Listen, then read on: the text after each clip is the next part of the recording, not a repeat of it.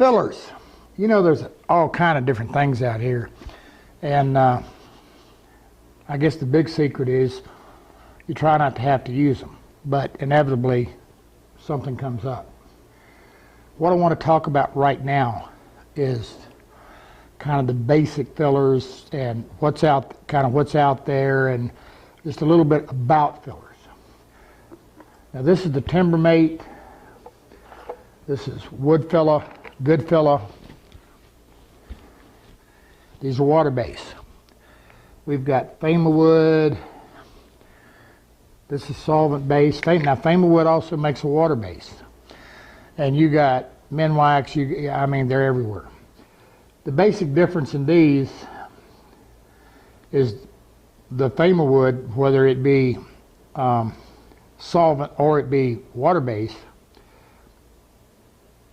the base to it is gypsum, base sheetrock mud. And I'm gonna tell you something, you know, if you're painting something and you got a little grain or something you want to fill, hey, using some spackle, sheetrock mud just like you would on a wall, works well. These are silica based, sand, if you will. These shrink less than these. That said, one of the things you always want to remember is when you're using a regular wood filler, you never want to fill a big void in one shot. You want to layer it in because that allows it to dry underneath. You take a big old knot and you fill it with one of these, and even though the top dries and you sand it off smooth, it's going to shrink back. And sometimes it'll crack if you got a bunch of it in there. But we'll look at how to deal with this. Then you've got the the epoxy sticks. Now, these are Mohawk, and we use them for the simple reason that we can buy them in various colors. This one, for example, is a natural maple.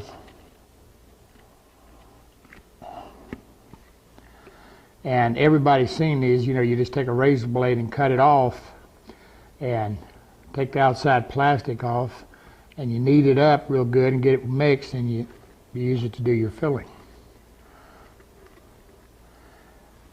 There's another one that we use, and it's simply put good old auto body filler right here, Bondo. Now, there's a lot, you know, you can take and mix white glue with some sanding dust. That makes a good filler. You can take and mix epoxy with sanding dust, and that makes a pretty good filler. One of the issues with using like a 5-minute epoxy or whatever like that is that they dry opaque. They don't dry crystal clear. And part of the reason, even though they say clear on the container, the issue is that when they dry so fast, when you mix it, it gets moisture inside. Not moisture, but air bubbles inside. And it's cloudy. So you got to remember that. Now, one of the other things, that where we've got the Mohawk epoxy sticks here, you can buy them even in the box stores that's kind of in a neutral color. And you can use some trans tint or whatever pigment you want that's compatible with an epoxy and mix it up and make colors. Most guys don't like to do that, you know, that, and we don't either. That's the reason we'll buy the putty stick. We'll buy the epoxy sticks in the various colors, and they match quite well. Now you can intermix them, of course, to make whatever you want. I'm going to say this. I like, and we talked about this in the grain filling, the wood filler is a new product out, and it's silica based, and it's real close kin to the Timbermate, also silica based. You don't get much shrink back. I mean, it stays pretty well.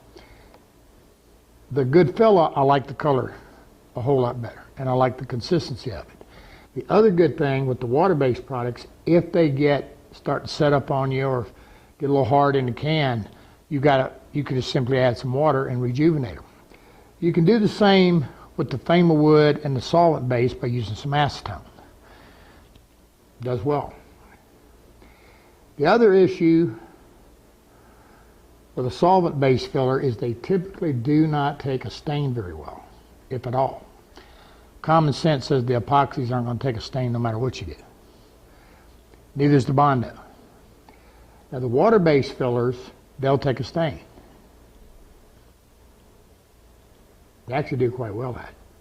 The only thing you got to watch with a water base is if you're using a water-based dye or stain and you wipe over it a lot, because it can still be, because it's water soluble, you wipe over it, you can pull a little bit of the filler off. So just go easy with that. Bear that in mind. One of my favorites is using, when I have to, is using one of the two-part epoxies to pour on finished stuff. And we'll have a segment where we're using, I don't know what we're going to call that segment. What are we going to call that segment? Let's just call it specialized filling. And that's where we do a little bit of kind of some different things that you can do. One of the things I see folks do when they're filling something is they'll just take their finger and wipe a little dab on there. That's not what you want to do. If you've got a nail hole, you want to make sure you're pressing it in really good and firm. Particularly if you're using auto body filler or any of them, what you want to do is you want to just take and wipe, force it in and get a good coat on the bottom and the sides of everything to make sure you've got a good contact there. Then do your heavier filling. Don't just drop it in there. Or just give a little, push it good. Make sure you got a good bite in. The other thing, if you took this knot right here and you fill this, you're going to have a problem. And the reason for that problem is all the way around here, this is soft, punky wood. And so and if you look right here, you can see you've got some bark inclusion. That dark line around the outside, that's bark. Because that's all a knot is. A knot is basically an end grain. A knot's an end grain coming through a flat grain. So this is all got to be cleaned out of here. A simple, quick way to clean it is either take a chisel and do it, take a drill bit,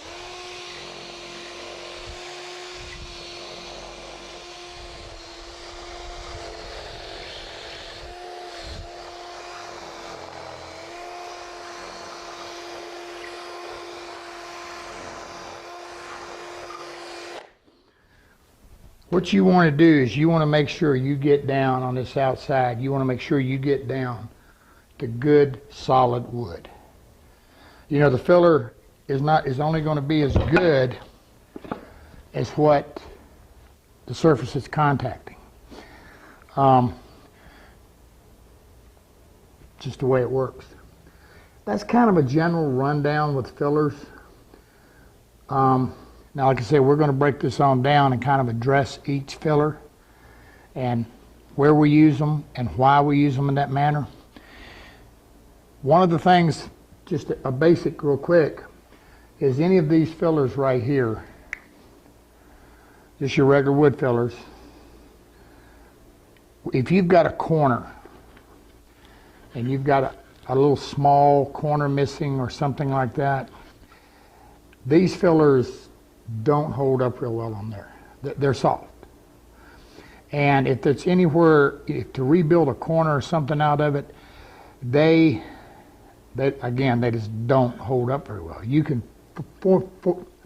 can't talk here. You can form the corner, but the issue is just how strong it's going to hold in that very small contact point there. In that case, we're going to go to an epoxy. They just hold a whole lot better. Now, obviously, if you got a little corner like that, another little neat trick is to take a little hand plane and knock the corner off and glue a little sliver on there. you know, to replace it with some wood, with wood glue. Works excellent. But just to take a little bit of filler and put in there, that can create you an issue. Now, like I said, we'll set some of these scenarios up and show them to you. Okay, that's kind of a basic of fillers. So as down below, you'll see us where we're dealing with each one specifically.